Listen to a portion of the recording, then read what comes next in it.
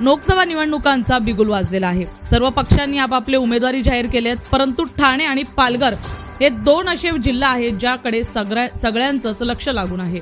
पालघरमध्ये गेल्या काही महिन्यांपासून वाद सुरू आहेत, विरोध केला जातोय आणि हा विरोध भक्कमपणे समोर दिसून येतोय तो म्हणजे राजेंद्र गावित यांच्याकडे। यापूर्वी भारतीय जनता पार्टीचे पदाधिकारी सतत यावर विरोध करत होते।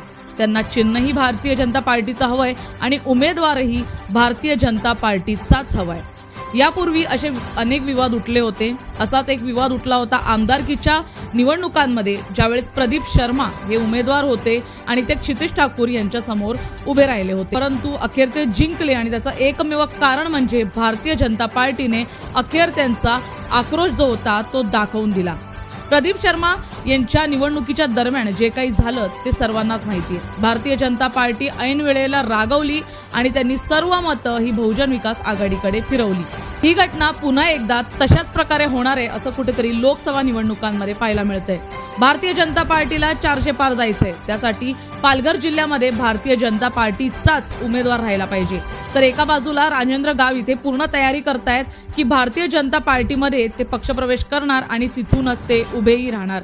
सर्वत्र या गोष्टींची चर्चा सुरू आहे। 99% राजेंद्र गावित यांचंच नाव समोर येतोय, परंतु का माहिती नाही याचं उत्तर अद्यापही येत नाहीये की भारतीय जनता पार्टीच्या पदाधिकाऱ्यांना नाराजी आहे।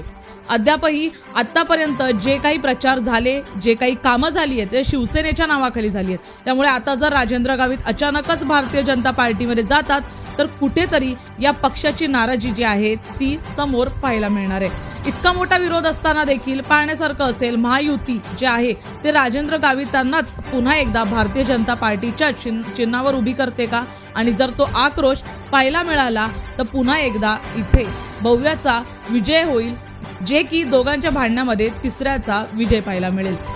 काही दिवसांपूर्वी नुकतंच रवींद्र चव्हाण जे पालघरचे पालकमंत्री आहेत ते एका कार्यक्रमासाठी नालासोपाऱ्यात आले होते।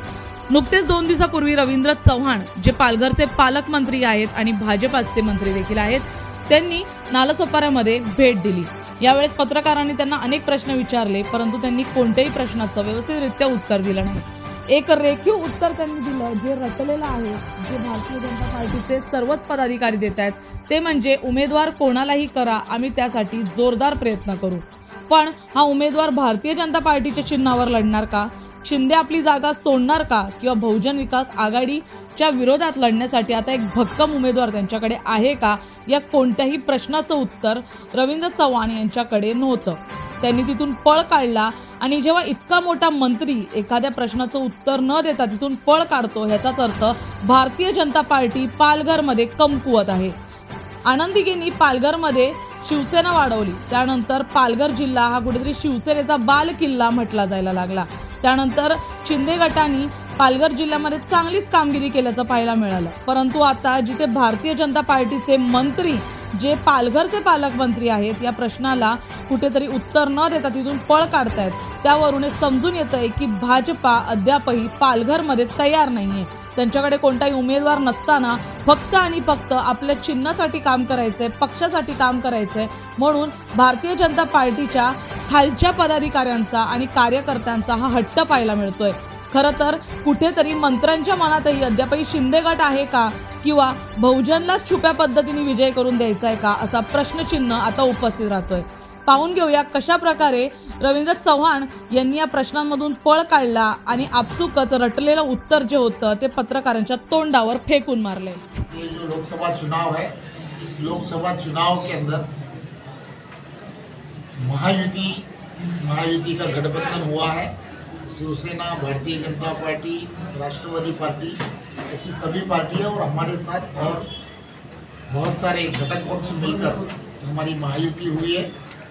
हर पार्टी के कार्यकर्ता को लगता है कि उनकी ही पार्टी का प्रत्याशी इस चुनाव में खड़ा रहे, उनका ही चिन्ह उनको चुनाव के लिए मिले।